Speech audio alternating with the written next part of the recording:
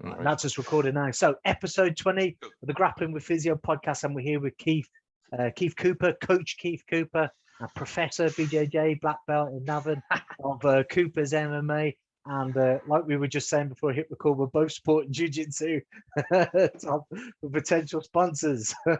Yes, Army, Venom if you rocks. want So does the Tammy. I actually have, I think most of my geese are actually the Tammy as it happens. They're awesome. So yeah, they're the best, the best geese by far. Let me tell you, they are really good. No, for quality of money, they're really good. Yeah, I love them. yeah, Great. no, I have to. I use them on all my beginners courses for jiu-jitsu. So they really are. They hold up very, very well. So Brilliant. yeah, That's good. Yeah. So Keith, how have you been? Yeah, pretty busy, all things considered. It's been when did we speak last? It was Last quite year. some time ago. It was about, we tried to do this. So for all the listeners out there, we tried to do this about 6 or 8 months ago, and that was at a period where my youngest son was really suffering with night terrors. And halfway through it, I just heard this men screaming from upstairs, and I was just like, "Oh God, Keith, I'm gonna have to go, mate." Yeah. He's all right now. He sleeps like a log, so he's sad. Excellent, good stuff. Yeah, he's good, and I'm locked away in the man cave in the shed. So if the place is, if all hell is breaking loose, so the door's locked, I'm locked into this now. So so it was. I'm in the spare room that has been turned into like a mini gym. Oh, nice, cool. Yeah, it was a while back, and we tried to have a good catch up then. And, yes. Unfortunately, it never worked out, and it was just one of those things. I think with this, I have to, I wanted to get you booked in as soon as possible, but then, work and life gets on top of you, and you just get so busy, and then it's like I must get Keith back on, and then a few other things came up, and you have to kind of jump and take the opportunities, and of course. So it's good to get you back on, mate. No, it's good to be back. Yeah. If we start from kind of like bit of an origin story in the beginnings, if you let the listeners know, for those that don't know, and maybe for those that do train and they've never had the courage to go up and ask you where originally you're from, how your journey of martial arts started, how Coopers MMA kind of began, and to where you're kind of at now. Well, I'm originally from Slane in County Meath. Went to school in Navan in County Meath. Ended up just doing wanted to get into the army, from when I was a kid. All I wanted to do was just join the army. Went for an interview in the now closed Cavan barracks in County Cavan many years ago, and for the army, and didn't do very well because I wasn't really a GA player or a hurling person, and I did lots of other stuff, but the guys really didn't care. They were just like, "Do you do GA?" I was like, "No." And then I explained all the other stuff, and I knew by the time I'd say about halfway through that interview, I knew I was toast. But look, it is what it is. You know what I mean? You had your fingers crossed. So I've been into athletics and training, and doing all like just random things really. Like mad into lifting weights and all this. Got flunked out on my interview at the army, and then just went on the beer for about 5 years. So you took it well then. Took it really well, yes. Was this the regular army or the FCA or? No, this is going to be the regular army. Like the whole plan was, and this is in all honesty, it was like my thing was, and in actual fact, I spoke to a guy who was I just can't remember his name off the top of my head, an old sergeant up in Cavan Barracks, and because my ex-uncle-in-law was in the army at the time, and I was like, man, I want to join the army. I want to go like tours. I want to put in for the Rangers. Like I wanted to try and be like the best. You know what I mean? Like whatever was the hardest thing to do in the army, that's what I wanted to do. And a few people actually who knew me kind of says, yeah, look, there's nothing going to stop you except yourself. And just didn't get it and was gutted. Do you know what I mean? Absolutely gutted. And like I said, just kind of lost my way a little bit, kind of went in the beer, got in trouble. The usual, just doing stupid stuff when you're young, you're in your early 20s, just being an absolute idiot.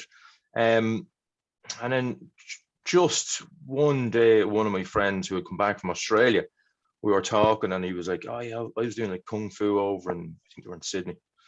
And we we went to try and find a kung fu place because I'd never done kung fu before. I hadn't really done any martial arts, and we ended up not being able to find a kung fu place, but we found a traditional Japanese jiu-jitsu school in Navan. I think they only train like maybe twice a week or once a week, and then sometimes twice a week at the time. And went in first night, it was like, yeah, it was all right, okay. Went back the second night, and the sensei just done some really cool stuff, and I was like, man, I gotta learn that stuff.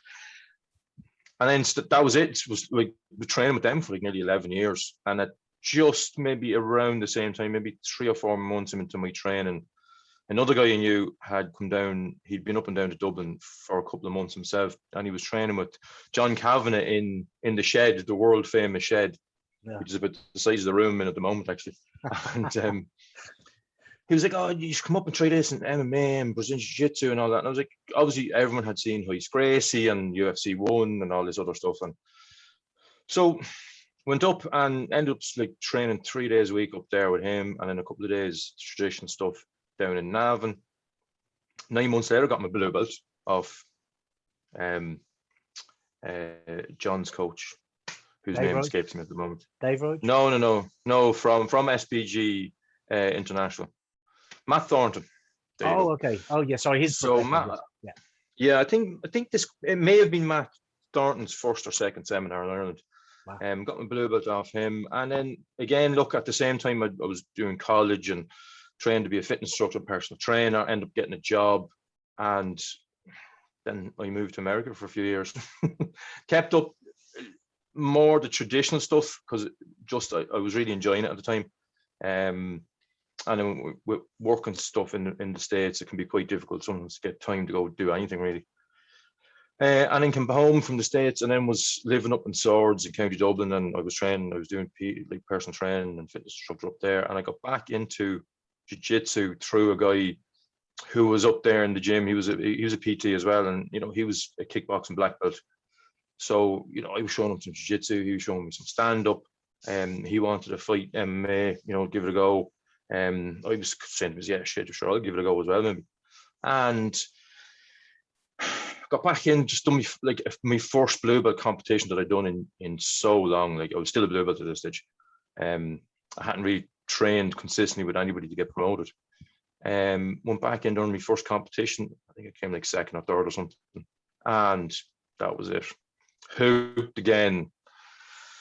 And look, that is 2011, I think. Yeah, maybe 2012. No, actually 2000 and maybe even 10.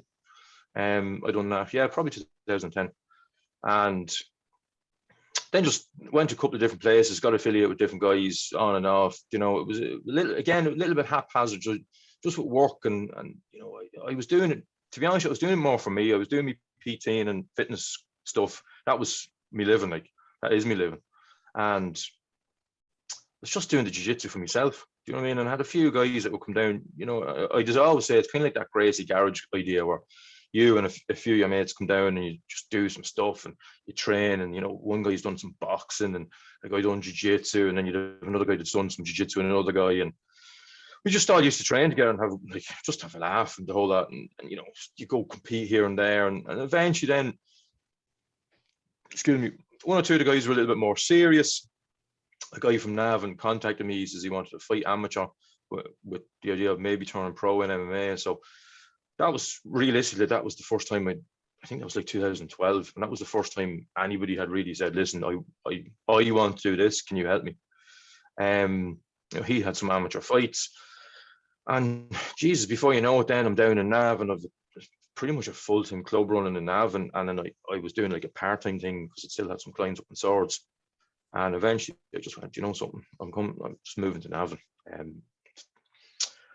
It was just busy. Do you know what I mean? Like, the Navan club was really flying. The one in Swords was a little bit too small, and it was like, obviously bigger clubs up there, far more established. The lads had been training there a long time, and it ended up then I had nearly as many lads coming up to me from Navan to Swords before I opened in Navan than I had from Swords. Do you know what I mean? So it just made sense to come down. I started going out with somebody down in Navan, and what is it now, 2021, and I got me black belt like whatever 2 years ago. So that was like, you know, I think I worked it out at like from it's like nearly 17 years or maybe 16 years since I got my blue belt. Kind of like when I started up until I get my black belt. But look, I don't think, given you know all the moving around and never really having a consistent coach up until I think I got my purple belt. Actually, no, I was going to quit a purple belt. That's right. I got my purple belt, training for a while, and I was like, nah, I don't know if I can keep doing this. And I had the club and everything. Like, it was just, you know yourself. Something's just passion does go out of it when it turns into almost like, I won't say a job, but there's look, politics and everything, and it ruins so much stuff. Do you know what I mean? Like a lot of the guys out there, we just want to train. You know how it is. You just want to train, enjoy yourself, do some cool stuff, maybe go to competitions and all this, and the affiliations and who you associated with, and what's the patch in your arm, and like, oh, whose t-shirt are you wearing, and you know, like what seminar did you go to, and you know, whose club are you talking to the guys out of, and who do you go train with when you're not with your own guys in your own club, and it just becomes so monotonous after a while. And then I met, actually when I was purple, Wayne Fagan. He's a black belt as well. He's quite well known. So I knew Wayne. I'm not even sure how he got. I think I just kind of knew Wayne from lads that were training. And Wayne introduced me to Nick Gregoriades from Jiu-Jitsu Brotherhood. And like I said, I was a purple at the time. I really wasn't sure what I was going to do. Look, I was enjoying teaching the lads in the club and stuff, but I just didn't know like where my journey was meant to go. And you know, as a coach, you need to be on the same with anything, the same with personal training or fitness or anything where you are kind of the lead or you know, the boss or whatever you'd like to call it. You kind of have to have a plan as for what you're doing, so that the people that are there looking at you to give them guidance, you know, you have to know what you're doing. You have to have a plan written out. You have to know why you're doing what you're doing. You know, you have to motivate yourself. And it was getting a little bit tedious. And I met Nick, and I was very like, I'm very hard on myself. I'm very critical of myself. Like even when I'm rolling with the lads, if I don't do something particularly right, even against the white belt, I'd be kicking myself. You know, it's like, Jesus, what was that like? Do you know what I mean? Not to them, sure, they don't know, man. Do you know what I mean? They're just there. They're just happy that they're rolling with you. But I'd be very critical of myself and my technique and stuff. Do you know what I mean? And you know, like, oh, like at that time, like I should have done this and I didn't, and why? You know what I mean? And I met Nick, and at the time I was kind of going, man, like, how am I going to progress? Like, I have no full-time coach to go train with. Like, I'm working full-time. Like, what do I do? Like, I don't want to shortchange anybody. Do you know what I mean? I don't want to be taking people's money to teach them jiu-jitsu, and then I only know a certain amount of jiu-jitsu. Like, and then what am I going to do after that? Like, do you know what I mean? Like, what? Go YouTube it, like, or something. Do you know what I mean? This is what I was thinking. And I met Nick, and I just remember him saying that about his like the concepts behind jiu-jitsu rather than techniques. You don't need to know 600 techniques to be a black belt. You just have to understand the concepts of jiu-jitsu and then take them on board and kind of like absorb them into you. And that's jiu-jitsu, like. And I went, that I've never heard. I've literally, the only other person I've ever heard speak like that was at a seminar with Saul Ribeiro many years ago. He was in Ireland. Him and his brother. He's such a nice guy. He's such a nice guy. Great, like unbelievable attitude for somebody who's like, at the time he was like heavily competing. He was, you know, his brother was only starting out really competing. He was a monster. I seen him roll with 40 guys, one after another, and submit everybody. And I think the longest he spent maybe submitting somebody was like 2 minutes. It was effortless. Such a nice fella. I was kind of saying, you know something, I haven't heard anybody speak to this about jiu-jitsu or MMA or anything in such a long time, and like, Nick just gave me a little bit of a different perspective. And I suppose a kick in the ass, you know, relighting of the fire or whatever you'd like to call it. I said, you know something, like, I can't quit. Like, do you know what I mean? I just, not even for the people that are there with me training the club, of course for them, but even for myself, like, do you know what I mean? What are you going to do? Like, get to purple and be a bitch? Do you know what I mean? And quit because it's too hard. Do you know what I mean? Like, come on. Do you know what I mean? Like, come on. Do you know what I mean? Like, yeah, maybe, you know, what, like, and then I see the guys from that, isn't it reorg? It's not what some of the other guys are involved with. Yeah, the Royal Marines, Yeah. the Royal Marines Yeah, and charity. I'd be looking at that stuff going, yeah, what, your shins are sore, Keith? Yeah. Or, you know, you hurt your knee in training. See that he doesn't have any legs, and he's still doing jiu-jitsu, and he's probably doing it better than you. So shut the fuck up and keep training. You know what I mean? So that and for me, that's the kind of stuff I love when I see. I draw inspiration from them boys, and I just go, here, whatever. Do you know what I mean? What, like, them lads don't quit. Do you know what I mean? So how dare I quit because, oh, like, it's a little bit difficult. Oh, you know, you're having a bad day. Or, get over yourself. Do you know what I mean? Put your fucking gi on, tell you about it, shut your mouth, get the mats. That's it. Did you hear when Jean-Jacques Machado was on the Joe Rogan show, and he said, you know, like, when you're at purple belt, you add purple belt, you add the chop of the heel. You know, you just need to go a little bit further. Yes. You know what I mean? So you're already up there. You just need to go a little bit further to the summit. So and I find that even from talking to guys as well. Like, I've even promoted so many people, like, you know, that the course to blue belts as well. You know, lads get their blue belts and then they think they know everything. It was such a difficult task to get their blue belt that they go, I'm not going, like, if it's that hard to get a blue belt, how hard is it going to be to get a purple, brown, and black? Like, do you know what I mean? So they're like, I'm out.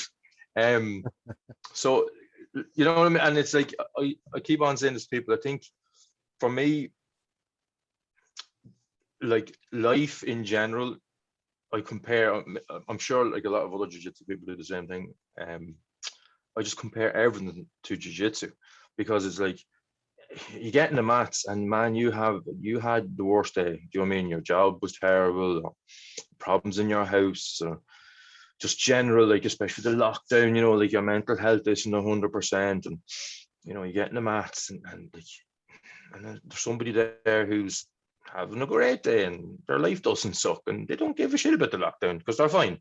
And it kind of rubs off on you a little bit, and you get out, you know, you get a little bit of that anxiety out, or, you know, you get to just go talk to people that are, like, in your mind, normal people. Do you know what I mean? Because we're all struggling at this thing together. And you always come home from training, you're just feeling so much better. Like, and look, it's a lifesaver, and that's why the lockdown, no matter what, anybody that follows my social media now, just my, let's say, my personal Facebook thing would know what I think. So I won't say too much because all I'd say, listen, I believe mental health is probably number one on people's list at the moment, and should be, and has been. And for anybody like us that trains regularly, to have that taken away from you, it's torture. It's the only way to describe it. It's torture. Do you know what I mean? How's your mental health been, Keith? I'll be honest, I started, so the first lockdown over here was nearly a year ago, so March, I think it was like 13th, I closed up the club.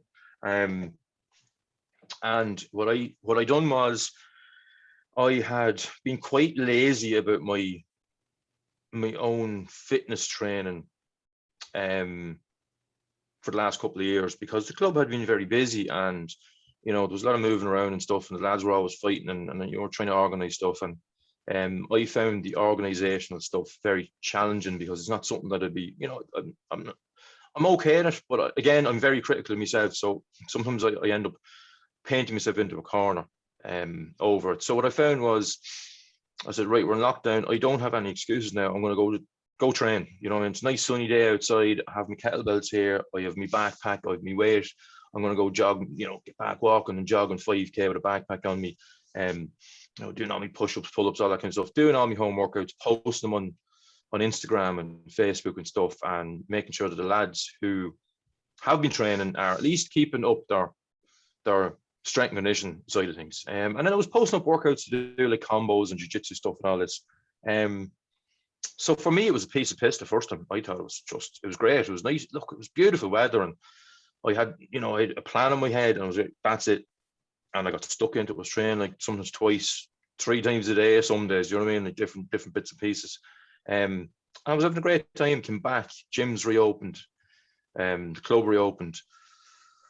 we had fights booked, back at it, and I was on fire mentally and physically. I felt great. It was the best it felt in years. And then it closed again just before Christmas. And I have to say, and my partner, she'll tell you, this time it wasn't so easy. We got such a good head of steam going with the lads, and even though just before Christmas there was an inter club, and then obviously with Max up on Clan Wars at the elite thing, the behind closed doors thing, that kind of kept me focused. But like Christmas it was tough. It was tough, even into the new year, because again, you're sitting there kind of going like, what's going on? You know what I mean? Like, and again, I don't want to say too much controversial stuff here, because then you'll end up suffering, and that's just the way it's gotten at the moment. It's like if anyone says anything that's not BBC, CNN, RTE, stamped 2 thumbs up of approval, then it's like heresy. Do you know what I mean? Like, Jesus, I feel like I'm going to get burnt at the stake one of these days. Okay, listen, the floor is yours, Senator. You speak. There is no holds barred. As the catch wrestler Chris Crossan said a couple of weeks ago, this is a no holds barred interview. Go for it. I'll drink some water first. Look, as I say to people, I'm trying to simplify a very complicated issue. And my opinion of it is that, let's say this time last year, we know anybody involved in the fitness industry, any person training worth their salt, they've done college, they've done anything from a 1 year private, private college course to 4 years in another college or whatever. Do you know what I mean? Varying degrees, I think I got my personal trainer certificate in like 2002 or something, or 2003. It was 2002. So it's like I bought my first set of weights when I was 16. Do you know what I mean? Like, that's 30 years ago, right? So I've had an interest of fitness and health and all this kind of stuff and training for like 30 years. Do you know what I mean? And suddenly people are telling me that the stuff I've kind of taken has been actual facts for 30 years. It's not, no, that's not true. That's not true. That's not true. And you're kind of going, the fuck are you talking about? Do you know what I mean? It's like, no, what you eat has no bearing on how your body operates and how good your health is. Really? Oh no, exercise, that doesn't help. Oh, really? Yeah. Stay inside. Be afraid. Drink beer and eat fast food. You'll be safe. You're going, you're full of shit, right? Because that's like the stuff I spent all the time working as a PT and a fitness instructor, telling people not to do because it's really unhealthy. But the government's telling you, no, this is what you should do. And you're kind of going, right, listen, hold on a second. For a start, that's nonsense. Here's a list of some vitamins and minerals that if you take them, I'm not going to say that they're going to cure anything, do you know what I mean? But they're certainly going to leave your body in a position where if something was to attack you or your immune system, you stand a much greater chance of defending yourself effectively than if you don't, you know what I mean? Or go out into the sunshine during the summer and train and go to the gym and lift weights and cycle a bike or just go swimming or play five-a-side, whatever it is, get out there and build up your fitness, build up your strength, build up your mental health. Have your mates, do you know what I mean? Go out for a couple of pints at the weekend if you want. I'm not saying be a monk. But Jesus, like last year, anybody I knew that was talking that stuff was getting banned off social media. Like, it was insane. I was getting in arguments, people, some of whom I knew. And they go, no, that's not true. I'm going, fuck you talking about? So I mean, it's like, this is the stuff that, then I must have obviously been wrong for me. Like, all the time I was like doing PT and I must have been completely inaccurate. And all the nutritionists, people that I know, who many of whom are friends of mine, right, and I've worked with, they've just suddenly everything that they've learned in their entire life now is untrue. And then that's just the physical side of it. And then the mental side of it, like I said, it's, separating families away from their loved ones, and making old people, like, having window visits and all this other absolute, like, it is torture. That's what it is. Do you know what I mean? it's like being in prison, except it's not being in prison, but it is. You know, it's you're suffering all the prison stuff without being sentenced to prison.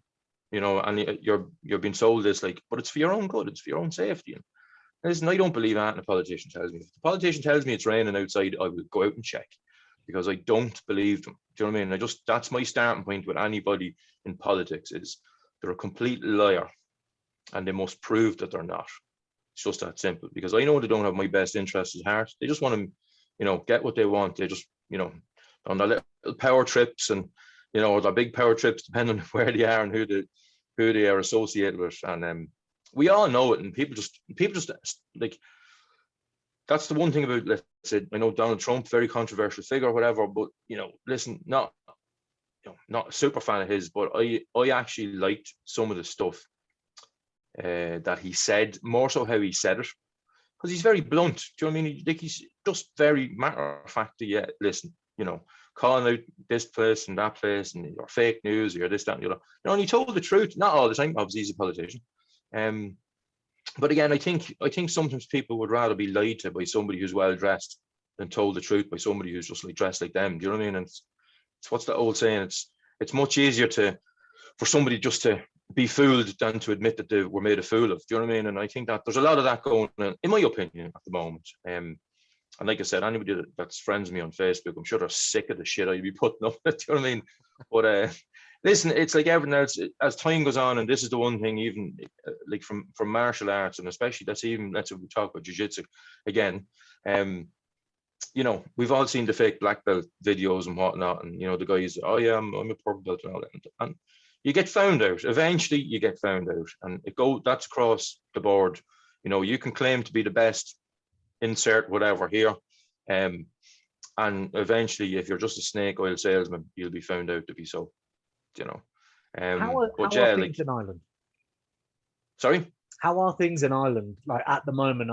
Because we've been given a kind of roadmap out of it here in the UK, and they've said, look, we're working towards these dates and these markers, and then that's it. So, like, is it the same in Ireland, or? Yeah, you are very lucky, because somebody in your government kind of has a plan of some description. Over here we have the date. I believe it's April the 5th or the 6th. I don't know. Let me just check. Well, all the kids went back to school today here.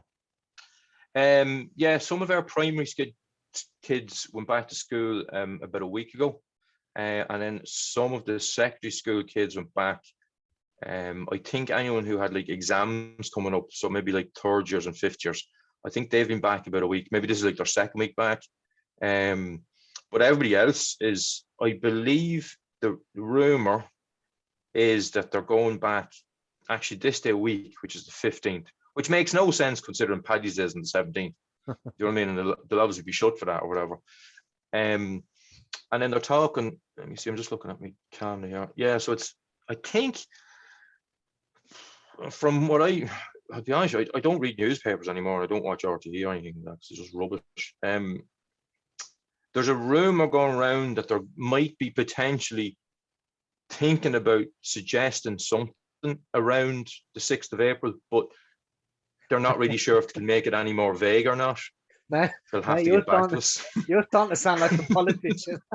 it's like, yeah, well, we might consider telling you something about that, what we're thinking about on the 5th. You're going, what, like the fucking day before? It's like, okay, I'll just make my plans around having like 24 hours notice for everything. Look, we have no idea at the moment. You know, they're talking about that. Again, there's lots of maybes, ands, ifs, buts, potentials. You know, pie in the sky scenarios of, well, you know, we're thinking about reopening, I believe, the construction, some of the construction, because it's only as essential construction can. Listen, if I have no roof in my house and I've employed you to put a roof in my house, that's pretty essential to me, you know? So, but you have, you know, the politicians go, no, that's not essential. There has to be something else. Do you know what I mean? So yeah, it's very, yeah, you know, here I could be completely wrong just because I'm not watching RTE or, yeah, whatever, you know what I mean, or Virgin or whatever other bullshit programs that they have on the TVs is I don't know, maybe we have a roadmap, but I'm sure I would have heard, because you know the gyms and all that, like as far as we've been told, like my partner has a barber shop, shout out to Chop, she doesn't know when she's coming back. The place that I was subletting off in the gym, BT Fitness in Navan, shout out, they don't know when they're coming back. Do you know what I mean? So it's like nobody knows. Do you know what I mean? And nobody's been really told a whole lot as far as, like, you know, definitive. Listen, Boris might have the maddest hair in politics at the moment, but at least he's got a plan. You know what I mean?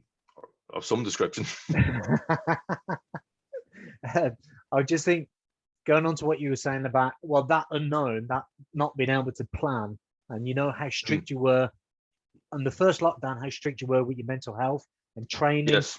And now it's almost like the goalposts just keep getting moved, don't they? And then obviously the long-term impact that has when you're gearing up for a return, and then the rug gets pulled from under your feet, you just think, oh God, you know, geez, and you know, it must be difficult, and especially especially as the club went through a really bad phase. It was over a year ago, maybe 10 months, maybe a year, when you had the incident. It's a year.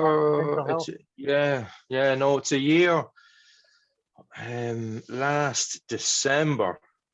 So what's that? 15 months ago. Unfortunately, we lost one of our members. He only gone 16. He was only just turned 16 a couple of weeks. Killed himself. We had planned, or we were trying to get him matched up for a show, and as it turns out, we kind of laugh at this, looking back on it, just like at the irony of it all. But the organizer ended up matching, just by accident, matching him with himself, right? So he ended up matching Evan with Evan, right? Because he had just.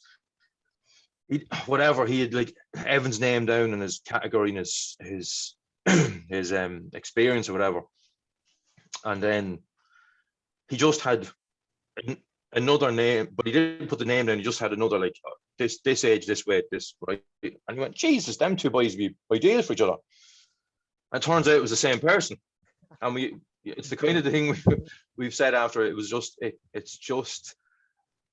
was just so ironical that it was like he was going to be fighting himself, which is obviously what was happening. Do you know what I mean? And it was tough. It was tough. Now look, it really brought us together as a club. It really did. But it was just, like, as I said to people, and not in a disrespectful way to anybody, because I'm sure we've all, over the last 12 months especially, we know multiple people that have passed away from suicide and whatever, but we're just there going, man, like I said to the lads, like, man, if I lined up 100 people, like, you know, when I was growing up, you know, 2 or 3 guys that I would have known killed themselves, but it was never unexpected. That's been honest, and I know it's not in a cruel way or disrespectful or anything, but there was always that 1 or 2 fellas or girls or whatever, people that you knew, and when you heard that it happened to them, you're kind of going, yeah, because it always just seemed that there was something troubling them. But there was nothing, especially when I was a kid. Like, geez, you think the mental health services are bad now? Like, that's why there's so many alcoholics, I think, and drug addicts. Do you know what I mean? Because that's how you would cope with stuff going on in your head, especially in Ireland. But it was just like, man, I was like, man, if you gave me a list of 100 names and his was on it, I'd be going, what is his name doing on the list? Like, what are you talking about? That's stupid. Like, and like I said, you don't know. Do you know what I mean? And he never said anything to anybody. Left notes for his parents and one or two of his friends and stuff, but nothing. I remember him walking out of the gym the night before, like, and I said to him, look, I'll get in contact with the guy about the fight and hold on. I said, if we don't get a fight organised, I actually ended up texting later on that evening. I said, look, if we don't get a fight for you this time, I said, fuck it, we'll just go on to the next one. And he was like, yeah, no problem. And like, literally not even 12 hours later, he was dead. Like, it was just like a shock. Do you know what I mean? I just remembered like feeling sick physically, like I was going to puke. Do you know what I mean? When I heard, it was horrendous. Like, but that's why, look, it's like, as I said, it's, you know, sometimes sometimes trying to explain this to people, and especially nowadays, because people are just so soft, and it's like they just want something to complain about. It's like when you say stuff like this to people, like you're trying to say things in a way that people are feeling, but you're trying not to offend people by saying them. Do you know what I mean? Because maybe not everybody will see it exactly the way you see it. You know what I mean? Sometimes I think people just want to be offended by what's been said, and I think that time it has to change, because there has to be a serious conversation now about all this, especially with young men. Like the young men these days, like they're killing themselves at a disproportionate rate. And I think the likes of having the clubs, boxing clubs, or like any sport for fellas is really important, because they get to come down to my club and do kickboxing and punch and kick the shit out of each other. Do you know what I mean? And nobody gives out to them. Come down to jiu-jitsu and they grapple, like, and they strangle each other. Nobody gives out to them. Do you know what I mean? I go, do you want to fight? And they're like, yeah. Do you know what I mean? And you get them a fight and they go and they're praised for fighting. Do you know what I mean? It's really important for young men to have that. Do you know what I mean? That release, and it's like when you say stuff like that, there's some people are like, oh my God, it's so barbaric. And you're going, you've never trained, you don't know. Like, and listen, again, controversial. Men and women are different. Our brains don't work the same as women's, and that's just the way it is. Do you know what I mean? We need that. We need to have the lads there. We need to have a bit of crack with them. We need to be able to know that, it's like having brothers. You can punch the head off each other, but you're still brothers. You know what I mean? You still get over it, and it's still like if anybody tries to punch the head off you, that's not your brother. You jump in for them. So it's the same in the gym. Like, we lads down there, and you have each other's backs no matter what. Like. But at the same time, it doesn't mean they're not going to piss you off and just not, you're going to try and kill one of them one day. Like. Yeah, it's okay. It's okay to not get along all the time, and it's okay to fall out every now and again. And if you have got an issue, then let's sort it out on the mat, and then let it be done, and then we'll move on. Absolutely, and we'll both get on with it. Yeah, no, absolutely. And I think, like I said, this thing of people being triggered over stuff, and like the political correctness gone mad and all this. It's like, again, it's like, so people are trying to throw everything I've learned in the last, like, just even since I got my first set of like dumbbells and barbells, right, like 30 years, like, so everything you're telling me. So it's like, I only talked to somebody about this the other day. I was like, so it's like you and I, right, we see stuff because we're a little bit older, and we see through experience of how things are, especially because we're men, and we look at it from a man's perspective, and we see young men coming up, and we can see a little bit of ourselves in them, and we can see the struggles that they're going through, because we've gone through them ourselves, and we've been lucky where it hasn't gotten the better of us, and we've come out the other side. And doesn't mean it's plain sailing all the time. It's still difficult at times, but we know what it's like to be them young fellas. Sometimes, not all the time. And we can offer, like, we're not like girls. We don't have to cry about it and all this, but we can offer sometimes a little bit of support in our own way to help the lads along. And I think at the moment it's trying to make it wrong for fellas to feel the way they feel and to try and be the way they are. It's costing people their lives, like, do you know what I mean? It really is, and there's no other way around it. There's no point in people trying to tiptoe around, like walking on eggshells.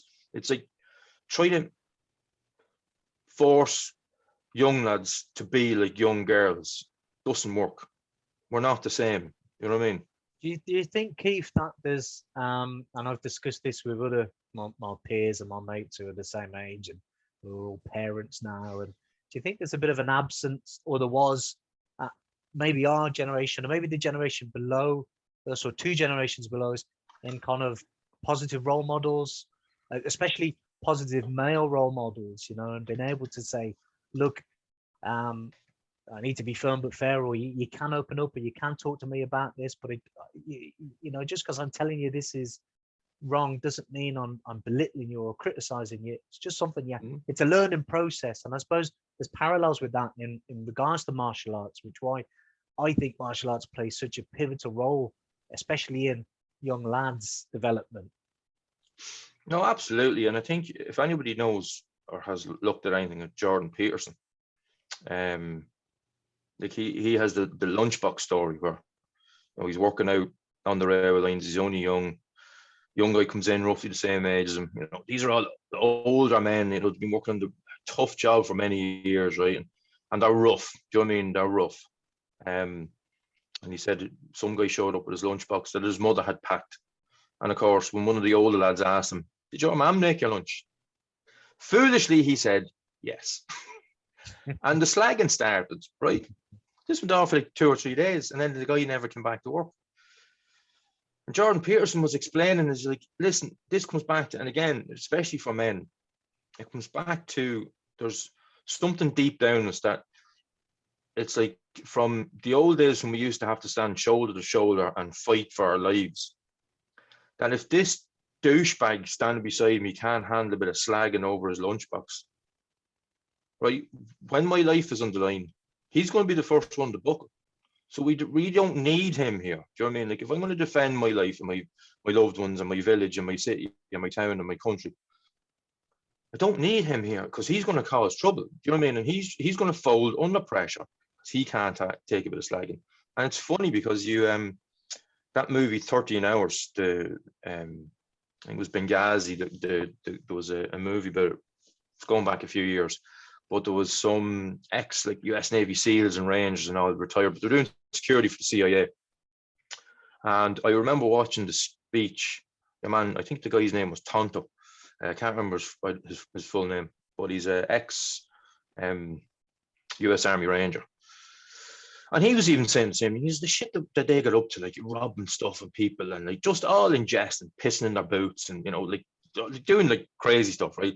In the army. This is like normal, like we call it hazing because we're civilians and everyone would be aghast at. But he said at the end of the day, he goes, same rules apply. He goes, when I'm in a firefight, I know that the guy standing beside me has my back 100% because he can put up with me teabagging him in the middle of the night and taking pictures, right? Spitting in his food, and he's going to do the same to me. And and same, like we said a couple of minutes ago, like you mightn't all get on all the time, but when the shit hits the fan, that's your brother, and he's going to stand there and he's going to do whatever he needs to do for the two of you to go home. And as you said, that's why martial arts is so important, because I think sometimes, yes, definitely over the last few generations, Candy's Own has actually explained this very well about the black community in the States, and it's very controversial with some people, but I sometimes I think when you're blatantly telling somebody the truth and they don't want to hear it, it's controversial, or it's you're some phobic something or other, or do you know what I mean? Whatever the catchphrase of the day is, to try and degrade you, or to belittle you, or to anti whatever, yeah. So and she's even said it. The biggest issue in black communities is lack of fathers, no father figures, right? Started in the mid-60s, right? Over there, we know women, we can do it for ourselves and blah blah blah, and International Women's Day is today. Yeah, great. Listen, if you need one day to tell a woman that she's doing a good job, you're an idiot. Do you know what I mean? Like, come on, it's like fucking Valentine's Day. If that's the day that you tell your wife that you love her, do you know what I mean? We're getting very political. Do you know what I mean? It's like, come on. So, but it's, yeah, absolutely 100%. There's a serious lack of father figures in young men's lives. Even sometimes when the men are there, I've spoken to fathers who have brought their kids down to me in the club, and they're like, "Oh, like I can't say anything to him." I'm going, "What do you mean you can't say anything to him?" "Oh, sure, you ring whoever, and then they'll be down in Tulsa or whatever the English equivalent, they'll be down in child services and all this." I was like, "Listen, I said, he's 13 years of age, right? He weighs like 40 kilos, right? You're a grown man. You're his father. We as young men always like to push the boundaries to see before you get a backhander off your father, right? And you just make a mental note to go, don't ever do that again, And I think that's, for the last couple of generations, it's been lacking. And sometimes the men genuinely feel trapped that they can't do anything. And I think sometimes with some of the men, it's convenient because they don't want to do anything. And look, we've all seen it. We know these people that they've had multiple kids with multiple women, and they look after none of them. And then we go, the other guys that have multiple kids with the same woman or multiple women and look after them all. Do you know what I mean? I think it's such an individual thing, but it's a huge issue, I think. Not having that strong father figure there or role model as a young man. It's, to teach you, what's right and what's wrong. And, Jesus, open the door for a woman. Hold the door for her. That's, what I mean? Like simple stuff. Well, I mean, that was something I experienced myself, and that's where for that deficit for me, that was where the army was brilliant for me as a youngster. And I love the fact that you read in Jordan Peterson's book, 12 Rules for Life. One of them is make your bed.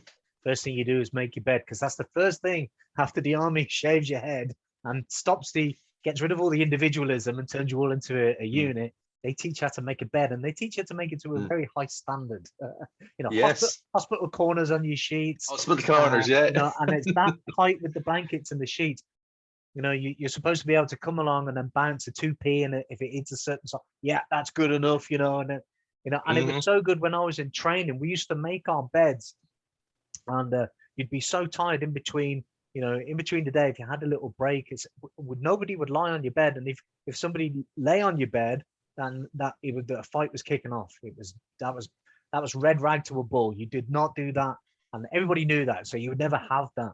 But your bed would be made to such a high standard that whenever there was a time for a break, you would sleep under the bed on the floor. Yeah. On a hard floor. I'd rather sleep on a hard floor with a rolled up, like a sweat top as a pillow, rather than ruin my bed because there's an inspection first thing at 7:30 in the morning. So, yeah. It's one of those things, like, you never lose any of that, like just the ability to get up straight away. Right, I'm going to make the bed. I'm going to make it to a good standard. And then that's a good way of, starting the rest of your day. If you're going to start the day off on a positive, make your bed and make it to a good standard.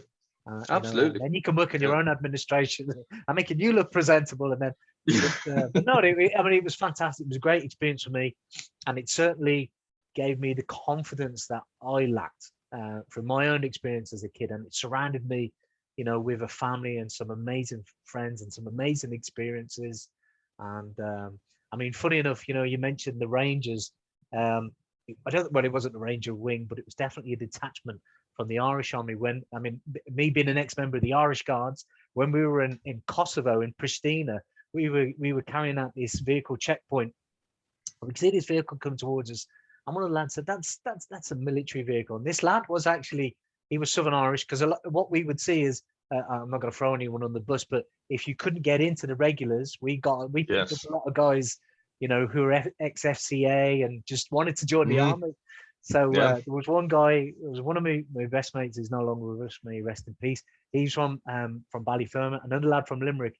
They were like, that's a military vehicle coming towards us. And it was the Irish Army. So you can imagine when we stopped them. How are you, lads? A good bit of crack and a good bit of banter, and they were just like, "What the fuck are you doing in that uniform? What are you doing?" Well, believe me, it was on the cards for a while after I flunked out the Irish, or the interview for the Irish Army. I was like, because I have family over in England, and I was like, man, will I, won't I? And same thing, it was the Irish Guards came up, and I was like, Jesus, and then I was going, I don't know what to do, and and then just look, as you says, look, it's I think when young men have lack confidence, that can be a huge problem. Do you know what I mean? And it can manifest itself in many, like, in very negative ways. It's like a sliding scale and then one thing leads to another, and it becomes, I think sometimes you end up in this dog and pony show that's your life, and you don't know how you got there. Do you know what I mean? Because it's like literally when you're running down the hill and you're starting to lose your feet and you're going, oh, this is going to end badly. Do you know what I mean? So it's, I definitely think I make my bed every morning when I go up, actually. It's one of them things, you know what I mean? But yeah, no, I think I say to all the younger lads, I was like, when you turn 18 or when you do your leaving cert, I think in Ireland, it should be like at least 6 months in the army. for that very reason, to learn how to like wash your clothes, feed yourself, work as a unit, take orders, do stuff for other people. When you step out of line, everybody gets hockeyed out of it, and then suddenly your unit starts looking at you going, here, listen, you know what I mean, pull your socks up, right, you're getting a hiding, like, do you know what I mean? And having that accountability with your peers, outside of the comforts of your home, where like, especially nowadays, man, fucking hell, Snapchat and fucking on like, TikTok, and you know, I'd be looking at some of the young these days and going, what are you talking about? Do you know what I mean? And again, it just, I don't know who it was that said it. Could have been Tim Kennedy, you know, and he was saying, he says, the problem is with good times, you know, you get, people get soft, and then soft people lead to bad times, and then bad times lead to hard people. Do you know what I mean? And it's like, at the minute, I think there's a lot of soft people out there who just have far too much time in their hands to be thinking about silly stuff. And it's just, it's going to end badly. You know what I mean? Unless, again, you know what I mean? The likes of yourself and myself, I know some, like I said, I tried to, especially when the club, as far as the club's concerned, I really tried to not be political about stuff, or like, we welcome anybody, you know what I mean? There's a lot of people down there would have opposing views to mine in the club, and that's fine. It's great, because sometimes I can have a conversation or an argument with them, and they raise some valid points. A debate, yes, a debate. Yeah. A debate. And I think that's what's absent now. Healthy debate. You know what I mean? Yes. Yeah. Absolutely. And I think it's when you can't debate people on a subject, you'll see what's going on now. It becomes very polarized. And they're never like, where's the middle ground gone? Do you know what I mean? I'm very much middle of the road. It's like, I don't, vote for whoever you want to vote for, but don't come crying to me when it goes pear-shaped. Do you know what I mean? Because, but that just, you know, that's the way it is at the moment, and I guess it's the way it's always been. But I think like cancel culture and not being allowed to say stuff. As I said, look, you know, don't believe me. If you want to know what's going on or what you should do, or don't believe me, don't believe the experts, certainly don't believe the politicians. Go do your own research and find out what's going on, and spend a bit of time, because I think just as your physical health and well-being, it's your responsibility. You know, as you say, get up and make your bed, right? Don't be waiting for your mom to make your bed, right? You get up and you make your bed, and you figure out then what you're doing with your day, and then figure out what you're going to do over the next week, month, year, whatever the case would be. But it's the same with your mental health. It's like, I'm not expecting anybody to come save me when I'm having a bad day. It's up to me to try and sort out my head and make, you know, myself as physically strong as I can be for the thing that I like to do, as technically sound as I can be for the thing that I like to do, and then to put it all together to try and keep myself mentally healthy for all of the above. Do you know what I mean? And then obviously including your family and your friends and stuff.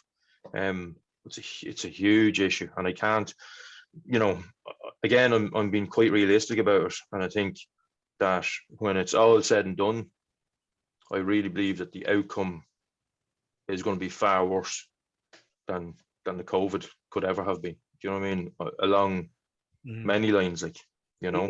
It's interesting what you said there, you know, because I like the way you put the onus back on the young lads in the club to make up their own, their own mind, because, and there are so many parallels with teaching boxing, with teaching jiu-jitsu or MMA, any martial arts. You teach people the fundamentals. Okay, you know, like my past coaching experience in boxing, I used to teach people the textbook fundamentals, and after a certain period of time, you let individual flair start to come through.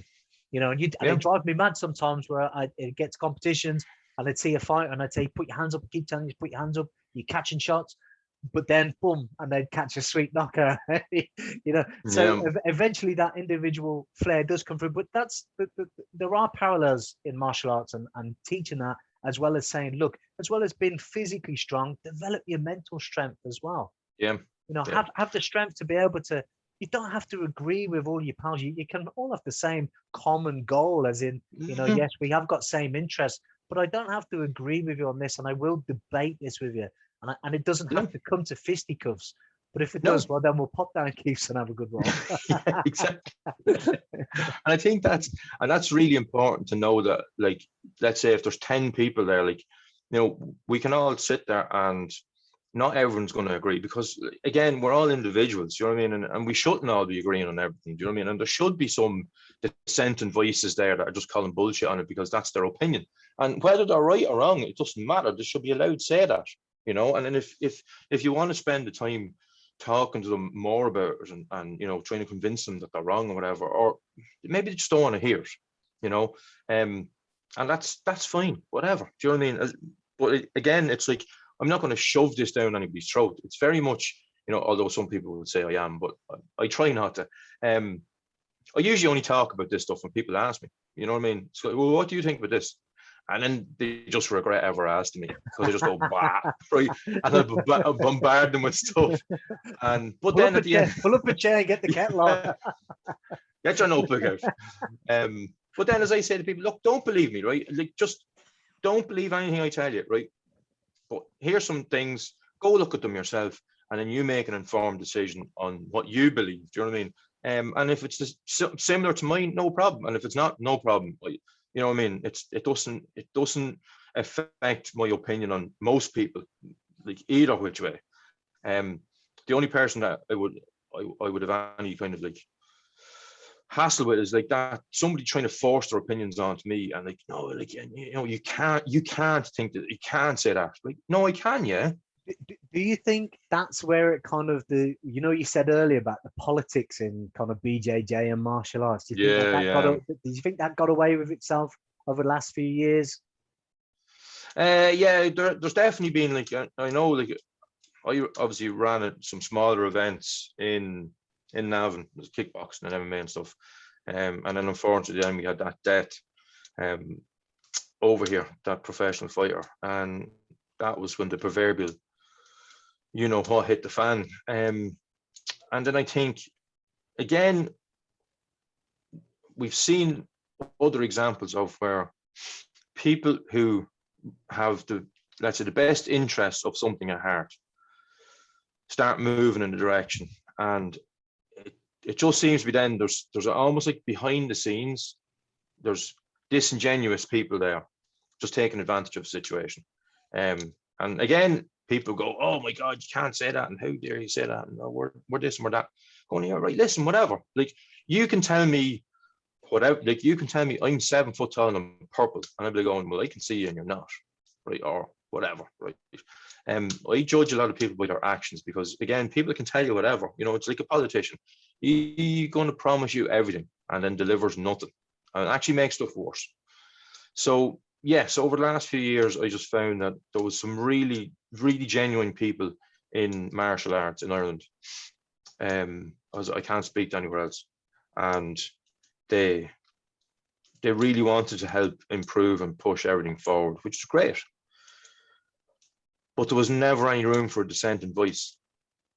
When somebody would say, hey, hold on a second, I don't agree with this, what about this? It was like, shut up.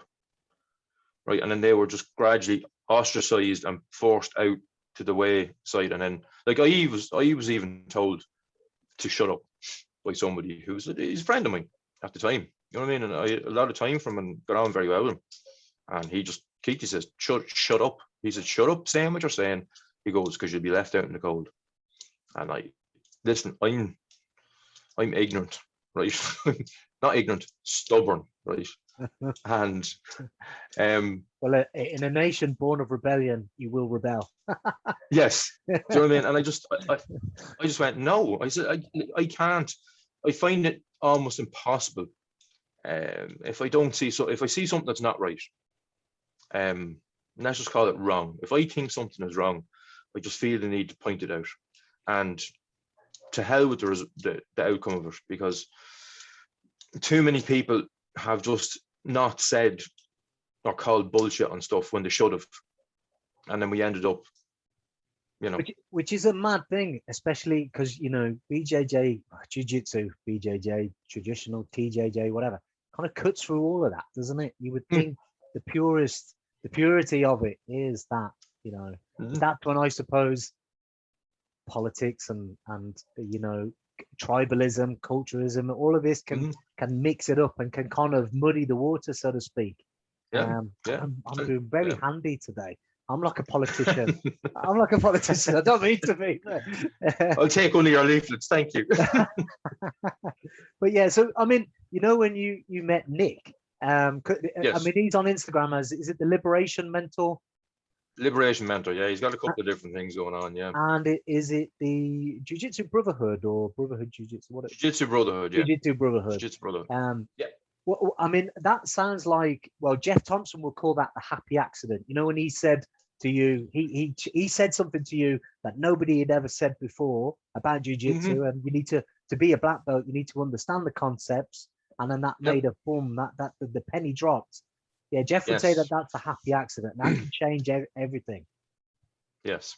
Yeah, it's like as John Danaher explains, he met Dean Lister once, didn't do any training with him. Just, why would you ignore 50% of the body? And look at that seed grew to the tree that we have the Danaher Dead Squad. Do you know what I mean? Probably the most dominant force in jiu-jitsu ever. So it's like on a much smaller scale. You know what I mean? That seed that Nick planted in my mind grew into what it is today. Do you know what I mean? Yeah. So it is, yeah. No, it was just like I do believe that there are times in your life where a chain of events happen unbeknownst to you that lead you to a certain time, a certain place, to either experience a certain thing or to meet a certain person that you may continue to have like a relationship on some level for the rest of your life or not. Do you know what I mean? As Danaher said, he met him once and that was the end of it. Of course, I have obviously an ongoing relationship with Nick, but it's, I do think sometimes that it's like the stars just do align in such a way where, you know, energy, and it's certain not energy pulls. yeah, absolutely. And it's, well, you know, here's an example for you. Sorry to interrupt. Here's an example for you. Here we are, nearly 3 years down the line. There was me sparring with Colin in your gym the day before I got married, when over in Ashbourne, you know, in your gym, you know, and I'd never got a chance to sit down and have a good chat with you. It was always, you know, and then the podcast came later, and it's like, you know, everyone's got a really interesting backstory. I'd love to hear what Keith's is, because I never got a chance to chat to him while I was there. So yeah. No, and look, I think it's one of the things I love about jiu-jitsu as well, and that is the fact that like you come down to the gym and like you've seen it yourself, even just a small snippet of it, like on any given day in class, there's like anybody from, let's say, Max, he's going for his second title now in Clan Wars in a couple of weeks. I've had Frank, he's an accountant, older, he's like, do you know what I mean? He's older than me, he's probably early 50s. Gary, again, father of 3, computer whiz, works for some company. I'm not even sure what he does for them. I don't even think he knows what he does for them. Right? But, you know, and then you have like, you know, like Greta doing kickboxing, you know, she's a mother, 2 kids, just again came down for mental health reasons and to try and get a bit fitter, and ended up taking a short notice. I know it was an exhibition boxing match, but taking it on literally like 10 days notice, and having literally this, I suppose, moment where she realized that she was in trouble, that she needed to do something for herself. Do you know what I mean? That she needed just something. Wasn't sure what it was, wasn't sure where to get it, but had heard about me and the gym and what we done and all that, and came down and literally walked in terrified, right?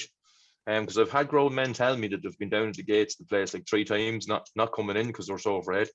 That's coming in and literally, it is very common. It is very, very common. Yeah, very common. And it's look, I can understand. Do you know what I mean? Like, it's, you know, I'm bald, beard, tattoos, jiu-jitsu black belt, you know, teach lads how to do MMA and stuff and jiu-jitsu and all. And people, just normal people have no idea. Like, do you know what I mean? And then you have, you know, you have even let's say the likes of Nick would be a lot less just assume, like he's very unassuming. Do you know what I mean? He's a big dude. Do you know what I mean? He's taller than me, like, but just looks like a normal dude. I'd say that's an element of it. You know, the external, what they can see when they see you who fronts the club and think, God, he looks the part. And then they see everybody else and the noise of people ripping kicks and punches into the bag. But what I think that does is triggers a very primate internal fear in themselves, as in, God, what if I go in and, you know, my own fear? What if I actually like this? I might actually, you know what I mean? And it's sometimes it can be the fear of success can be crippling to some people. Yeah, I actually can't remember who I heard that a few years ago. Is like, I can't remember. It was a quote from somebody, and they were saying like sometimes the thing that holds you back the most is your own fear of you being successful. Do you know what I mean? It's like, well, what if I'm actually really good at this, or what if I really enjoy this, or like, you know, like all these other things, and it can be sometimes that fear of, oh my God, what if to I put win? you off. Do you know what I mean? What if I win? Yeah, absolutely. Yeah, and it can put people off. And listen, I've seen it. I've seen it with people coming in though so many times, in the fact that literally by the end of the first session, they are just. It's like somebody got like a light bulb and stuck it up their ass and turned it on. Their whole body is glowing, right, with light. It's like, oh, they're just like, it's almost coming out of their eyeballs, right? Yeah. And they're just like, oh my God, I can't believe it. And then you meet them like a couple of days later, the next class, and they're like, how are you now? Oh, I'm so sore. And oh, my arms are tired, my legs, and blah, blah, blah. I go, grand, yeah, but you're back, aren't you? Oh, I wouldn't miss this.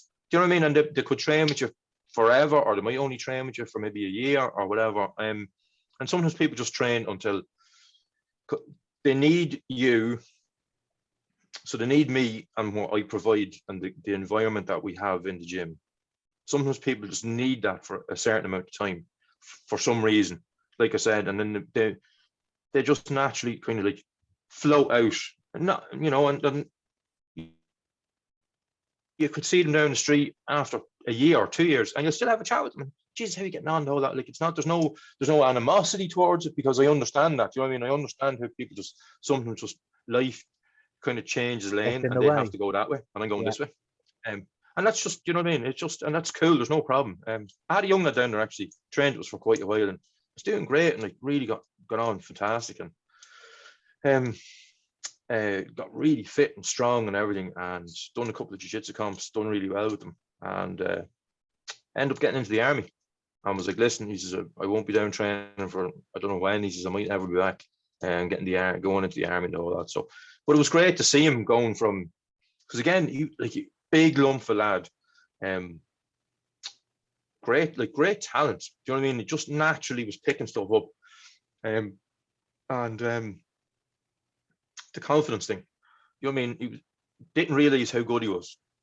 Do you know what I mean? Really didn't. Like, he done one of the beginners courses with me, and I was going, man, that dude's going to be a savage. Like, I think he was only 16 when he started, wow. Right? And he was as tall as me, right? And he was big, like. And I was like, Jesus Christ, like, when Affleck gets a bit older, if he sticks with this, he's going to be a beast. But had no idea, and you know. But he might be back, Keith, you know, in a few years. But you know, he would have taken all of those lessons he would have learned, and that would have helped him in the army training and his basic training, his trade training, or whatever he went on to do. And there are so many lessons you can take from being exhausted, you know, on the mats, you know, taking kicks, taking punches, and just think, I just need to keep going. I just need to keep going. And people do drift in and out. I've had it in. I see it all the time, especially in clinic. I get patients, and they go, I'm gonna keep coming," and you don't see them for 6 months, and then they drift off. And people do drift in and out. I mean, since I started my jiu-jitsu journey, I've trained. My main place of training has been 3 gyms. I'd started off in a place at Lions Gym in Coventry, and I was there for years. And then because Lions was a Gracie Barra affiliate, and Braulio Estima was down the road in Birmingham, it was always my goal I want to train at Birmingham, but I couldn't make it work. And then eventually I got to Birmingham, trained there for 6 months. Obviously, COVID kicked in. But at the same time, because I've got friends and stuff, they were training at a different gym. I dipped in and out a few times with my current coach at the moment. I mean, Steve Turvey, he's on episode 2 or 3, I think. I mean, he's 98% blind. He's a brown belt, and he's incredible. You know, he was on the Paralympic GB judo team. You know, I Right. mean, it just goes to, you know, in jiu-jitsu, you only need 2% vision.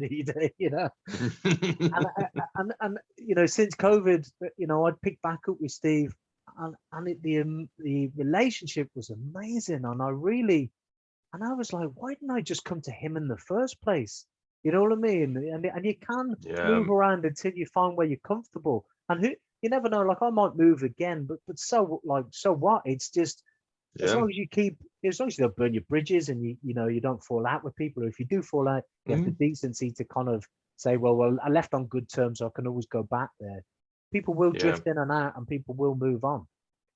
Yeah. No, I had one of my blue belts.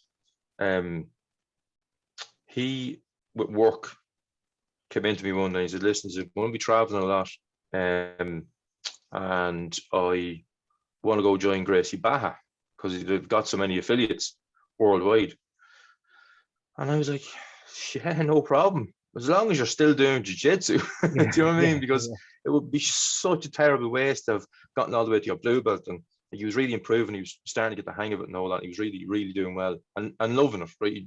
He'd been doing a little bit of kickboxing, a bit of MMA and stuff. And I've had a 3 or 4 of them, the lads come into me and go, "Listen," almost like, "Oh, I'm really sorry. I don't want to do MMA anymore." I'm like going, "Yeah, no problem. I just want to do jiu-jitsu." I was like, "Yeah, cool." And our jiu-jitsu goes through the roof. So I said to him, I said, "Listen," I said, "whenever you're in town," I said, "if you want to come in, because do you know what I mean, whatever jiu-jitsu class is on, if you can't make it to the local Gracie Baja one, I says, come in to me." Do you know what I mean? There's no hassle. Do you know what I mean? Like, you bothered your ass to come down here and say that you're leaving to go to Gracie Baja, but this is why, like, do you know what I mean? And it's not that you don't want to be training with the lads or myself anymore because you don't like us. It's just it's part of life. So it's like, look, do you know what I mean? Whenever you're around, the door's there. It's always open to you. There's no hassle. Do you know what I mean? And it's like, I've had several guys from other clubs just drop in every so often. Do you know what I mean? Because they're in the area. They're going to be working in the area for like a couple of weeks or a month or whatever. And it's the same thing. Listen, I love it because I like to see, especially the lads that are passionate about, especially with jiu-jitsu, the lads that stick to it are passionate about it. So it's great to have other guys coming in from other clubs that are as into it as I am, to train with, because again, you can test your skills on them as well. Do you know what I mean? You can see the little sneaky things that I would do and I'd be teaching the lads versus obviously what their coach is teaching them and the little sneaky things that they have. And it's great just to, again, come in and you'll listen, talk about diversity. Like, do you know what I mean? You just don't know who's going to show up. Do you know what I mean? Like, from other clubs to you and what their opinions and stuff is going to be. But it doesn't matter because we're not going to be talking politics unless they want to. Do you know what I mean? Like, there's no such thing as like, "Oh, well, who did you vote for in the last election? Get out." Do you know what I mean? None of that. Like, whatever. Do you know what I mean? Like, here, have you got your key with you? Yeah. Right. Let's go. And that's it. Like, do you know what I mean? It's the language. It's the language of jiu-jitsu. Yeah. Do you know what I mean? And I always found we've been very lucky in the fact that we've had, I would say 99.9% of the time, fellas, whether they're with us, you know, again, some lads will be in the area for a month for work or 3 months for work or something, and they'll be training with me for that length of time or whatever. I've always been very lucky in the fact that they've always been really nice. You know what I mean? Nice guys coming in. Like, one guy come in, he was in town for I think 2 weeks. I think he was from Sweden or Norway, but he came in mad into triangles, right? Oh, triangles. So at the time I was a brown belt and he was a brown belt. So he came in first class, we're doing a bit of training together. And I just said to him, I said, "Listen," I said, what's your favorite technique?" And he was like, "Oh, I love triangles," off me back. I was like, "Right." I said, "If you have no problem," I said, "do you want to take a class and teach him your favorite triangle?" And he was like, "Oh, yeah, sure." I was like, "Okay, good." He goes, "Are you sure?" I was like, "Oh, yeah, no, walk away." So, like, the rest of the class, then he was there teaching everybody triangles. Do you know what I mean? And it was like some really good stuff that he had, and that you slick with the setups and the whole lot. And he had a very weird name, Emily or something was his name. It was very odd. Lovely dude, right? Lovely. But I was like, "Oh man, why would I not want you to teach the lads hear something that I don't teach them. You know what I mean? The way you, like, your setups are different to mine. The way you do stuff is different to me. Your body type is different to me. How you explain stuff is different to me. This is like a super opportunity for me to expose my lads to something new that I don't do. So the floor is yours. Walk away. Do you know what I mean? I'll be over here taking notes. Yeah. It's almost like a free Robbing your seminar. stuff. It's like a free seminar, isn't Absolutely. it? Yeah, yeah. Absolutely. Do you know what I mean? And it's like, listen, I don't care who he votes for. I don't care where he's from. I don't care what color his skin is. Do you know what I mean? I don't care about any of that stuff, man. He's just in here, like, we're just doing jiu-jitsu. Do you know what I mean? And we can all learn off each other when it comes to that, you know. And it's like, man, like, but then of course, you know, sometimes you say this and they're like, no, that's not true. Like, going, okay. What did it feel like getting the black belt, Keith? It didn't feel like I thought it was going to feel. What were you expecting? I don't know. I'll tell you, I was training about 2 weeks beforehand and I broke my ankle, right? I ended up with an occlusion fracture on my ankle. And I've been doing really good training, right? And my training was going really well. I was doing a technique with one of the lads, right? Just me and him, and we're doing stuff. And I've done this like a million times, and I've put my foot slightly in the wrong position. And the next thing, click, ankle was gone. Got so pissed off over it. Because I I knew Nick was coming over to the seminar, obviously, and I wanted to roll him. I wanted to do a proper roll him because I wanted to see where I had improved since the last one. And I was like, the first thing I thought was like, fuck, I won't be able to roll Nick. But when he gave me the black belt, it was obviously very emotional because it's been a long time. And it was almost as if, because I've always said that the closer I was getting to my black belt, not that it wasn't important, but I was starting to realize in the grand scheme of things, it was like being back at white belt again. You know, you get your black belt and now you're bottom of the rung of the ladder of all the other black belts. So you're just a white belt, right? That's how I was thinking. Explain. Now I've heard black belts say that before, but explain that again in a little bit more detail for somebody that might go, what did he just say there? So you're right. So you're a white belt. You haven't a clue what you're doing, right? You know nothing. And then eventually you'll learn techniques by mimicking what your coach is showing you, but you still don't know anything. And then you get your blue belt and you start to realize that you know something, but you're still completely shit, but you really enjoy it. And then you keep going and you're getting a little bit better. And it's almost like a child, like learning to talk. So it talks rubbish. That's white belt. Words, you know, kind of start stringing them together. It's a sentence, right? Maybe. Purple belt, you're actually putting sentences together, right? And you kind of start to know what you're saying. Brown belt, now you're actually able to articulate yourself reasonably well. Black belt, double-edged sword. You can articulate yourself very well, but now it's like learning a whole new language. So you're back to the start, you know? And it is, I think, because I was that little bit older and it had taken so long to get there and so much life stuff had happened that I wasn't worried. I wasn't afraid. I wasn't apprehensive. I was really looking forward to getting my ass whooped by a load of black belts whenever I rolled them, because it was like, you know, that guy's a black belt and he's the same age as me, but he's been a black belt for like 19 years, which is longer than I was training. I was going, man, he's going to murder me if we ever train him. Yay! But it was like, and I think as well, because, just for me anyway, because I was a little bit older, I think the I'd say pressure. I think some of the younger guys, when they get their black belts early, I could be wrong, especially if you're very competitive, there's a lot of pressure on lads to do well as a young black belt.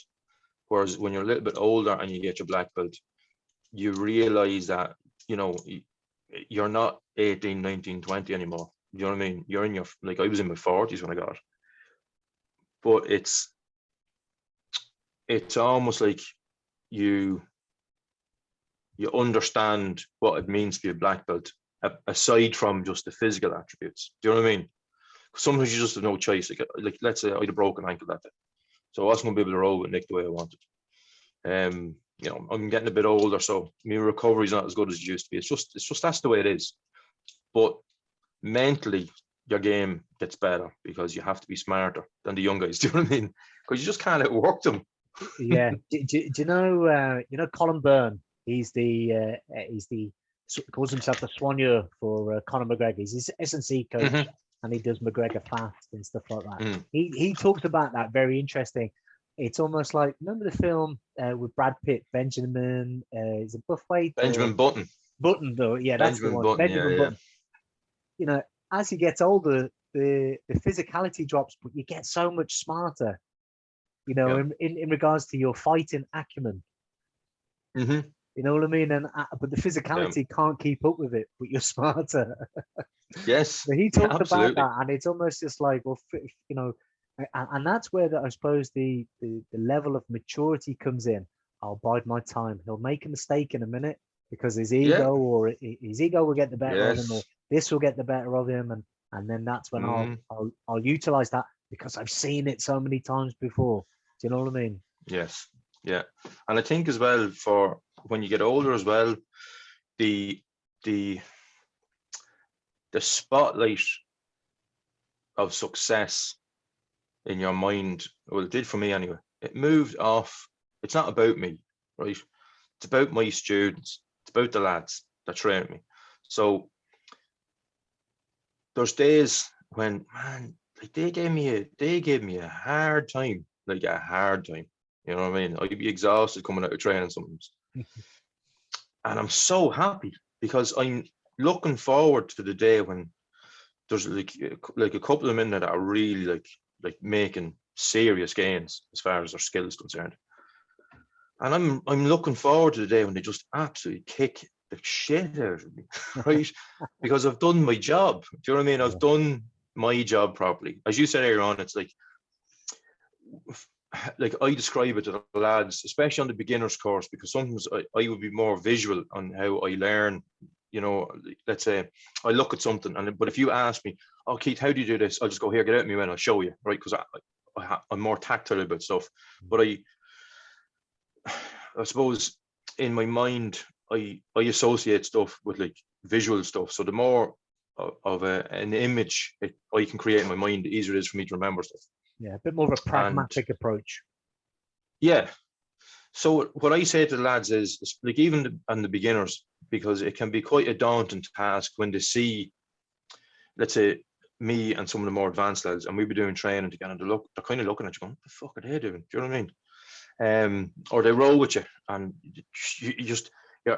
you're giving them stuff, and then they're off balance and they fall over. Do you know what I mean? And like they fall off mount, or they're inside your guard and they just fall over. And as I said, listen, I said, my job is to give you, think of it like the body, the human body. I build your skeleton. That's it. That's all I give you, right? And then your jiu-jitsu is whatever you add to it. You fill it out however you see fit, built for your body type, your flexibility, your age, your aerobic capacity, your strengths, your weaknesses. Do you know what I mean? You're going to have to build it all yourself. I can just show you the tool or give you the tools to do it and show you the stuff. And sometimes like let's say spider guard, I would never have done spider guard up until a couple of years ago, because we were always more MMA, like grappling based and submission wrestling type stuff. Do you know what I mean? And I love catch wrestling and all that as well. Like, do you know what I mean?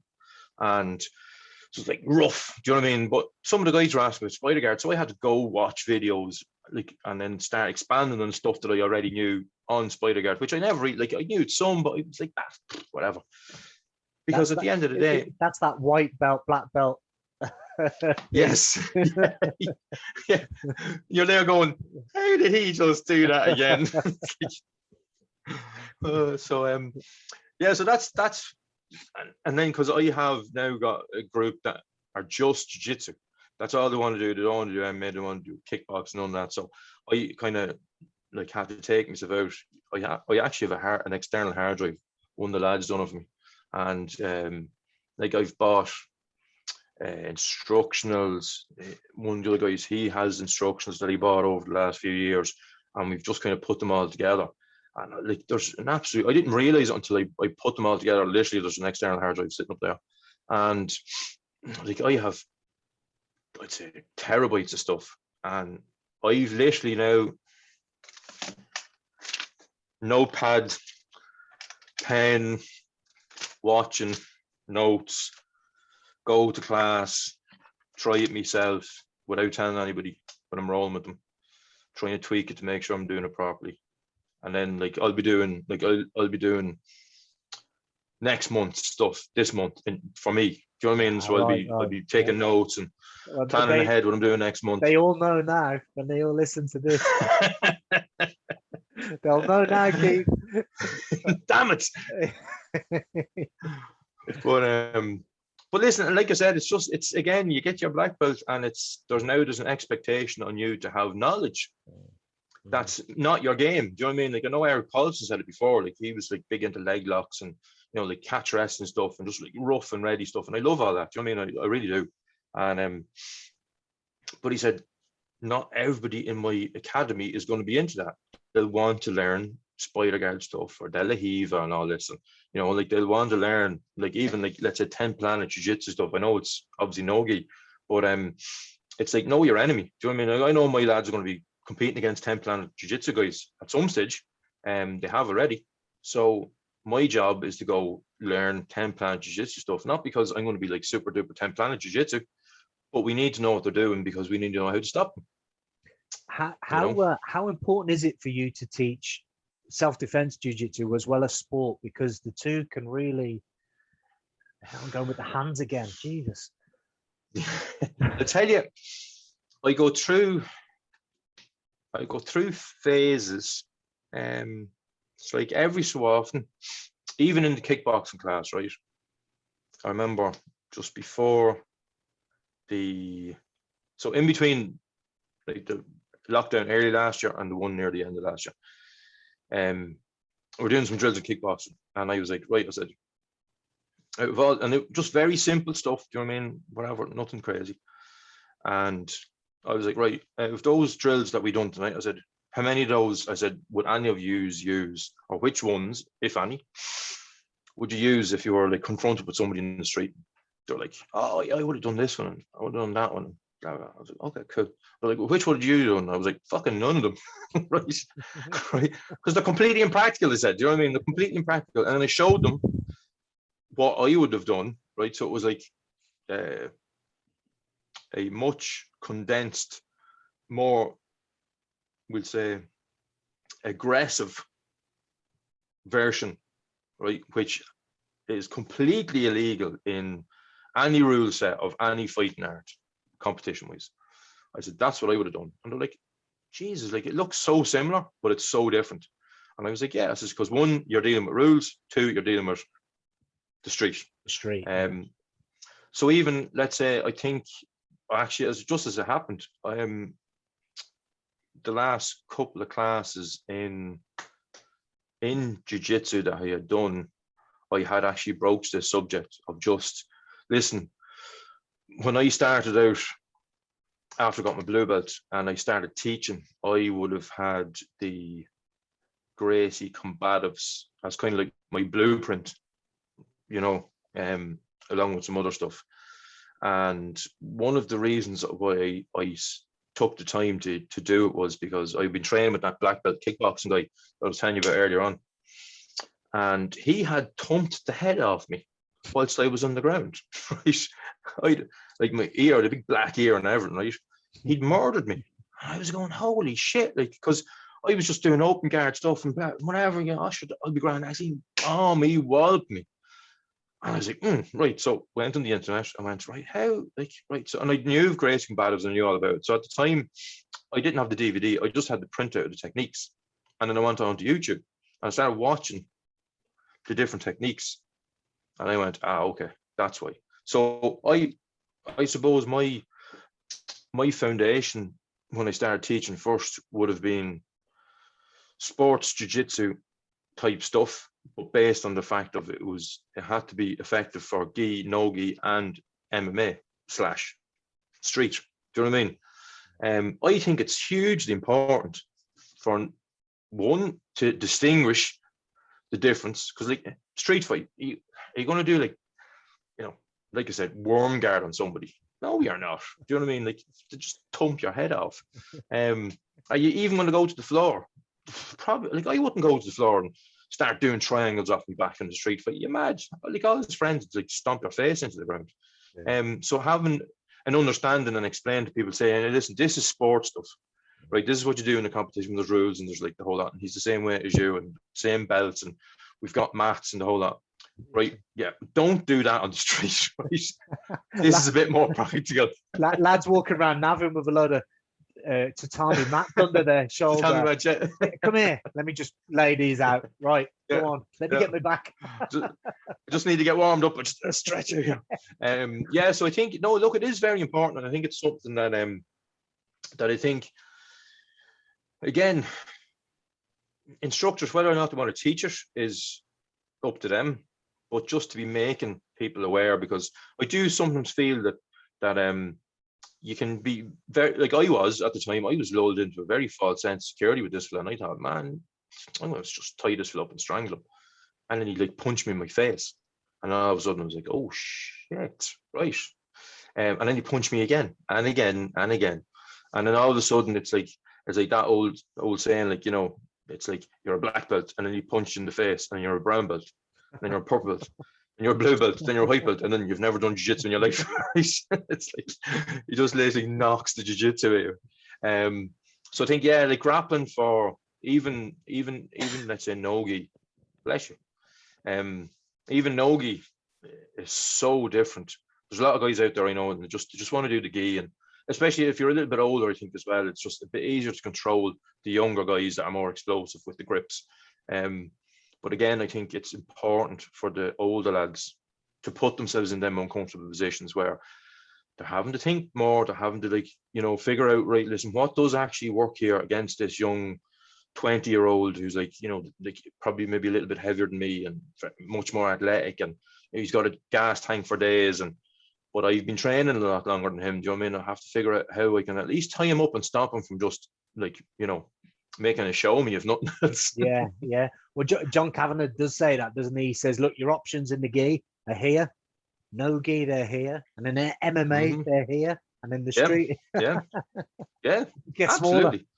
Smaller. Listen, I was training with some guys over in the States, right? They were police officers, and they were doing the traditional stuff. And I was like, man, I just kicked them in the nuts. I was like, that's number one. I said, before you do anything else, before you put any hands on them, if they're that close, I'd like shin kick them in the nuts.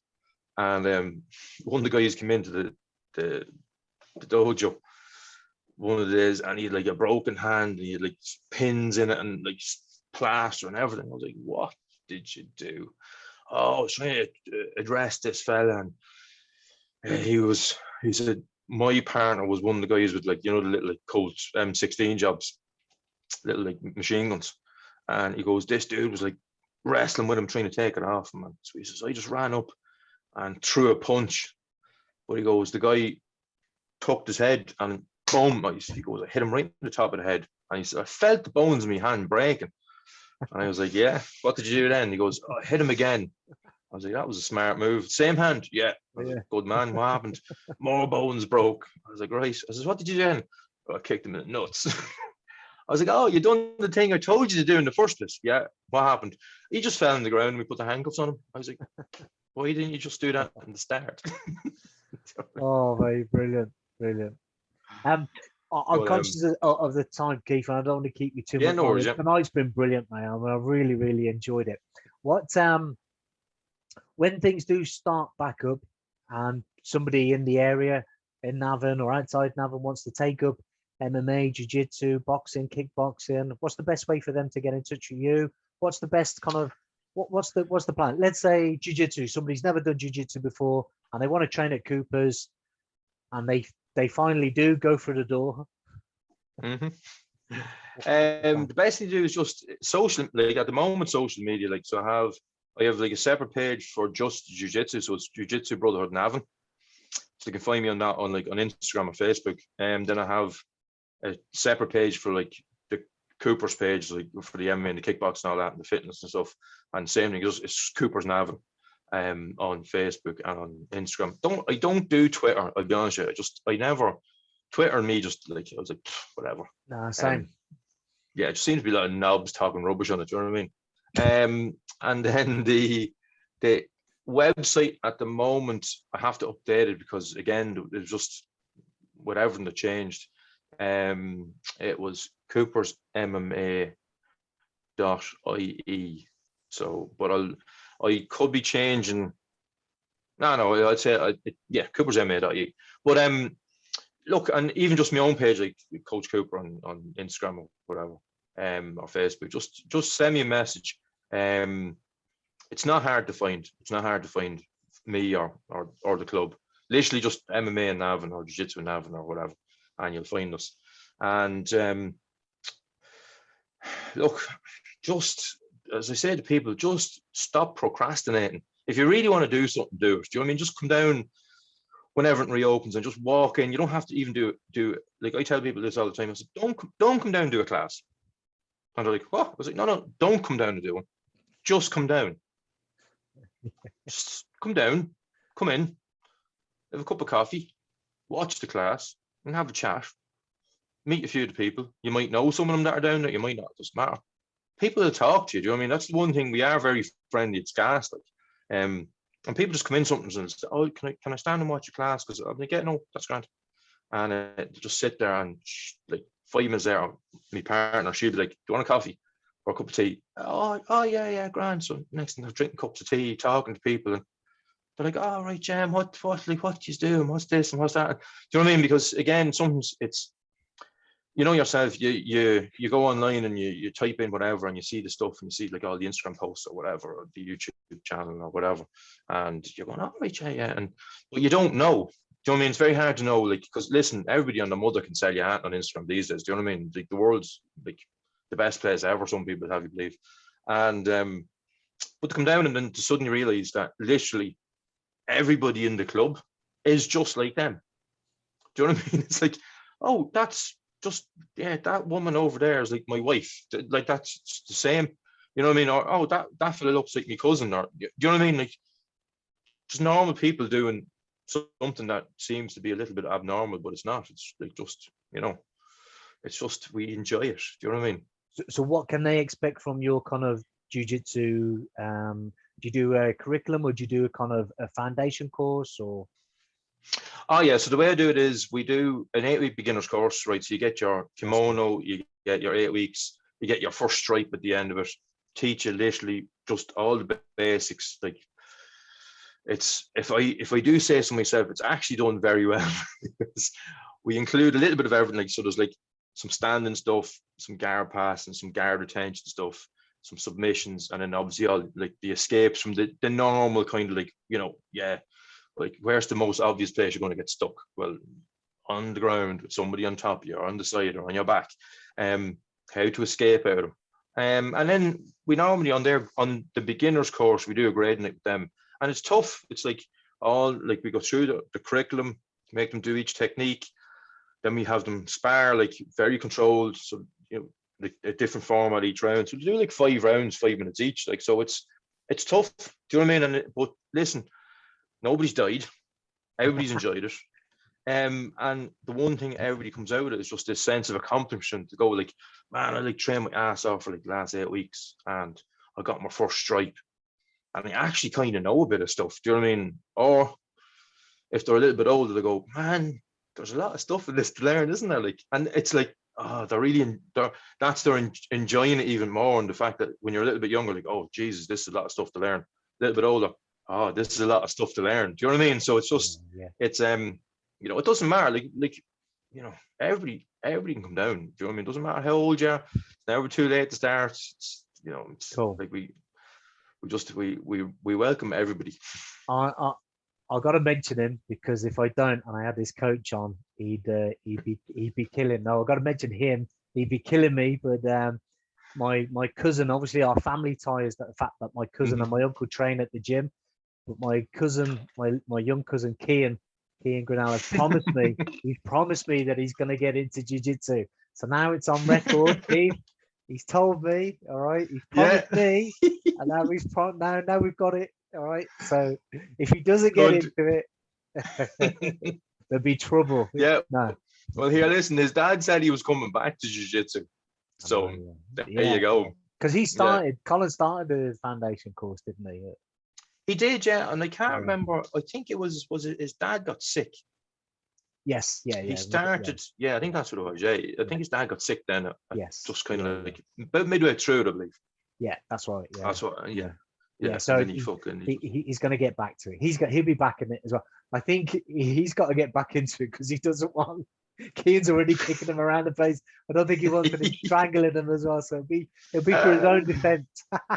Absolutely. Oh, brilliant. Listen, Keith, I've really enjoyed tonight, mate. Thank you so much for your time. I'll put this up on YouTube tonight, and then it takes a little bit longer for it to end up on Spotify and iTunes. I just have to tweak the volumes and whatever and make it kind of that platform friendly. But anyone in the Navan area, obviously get in touch with yourself, and then if they want to get into jiu-jitsu in any way, they can approach it. And hopefully, that you don't get this video taken down for inappropriate content or something. No chance, mate. Nah, brilliant, mate. Nah, really good. Right, buddy, I'm just going to stop recording.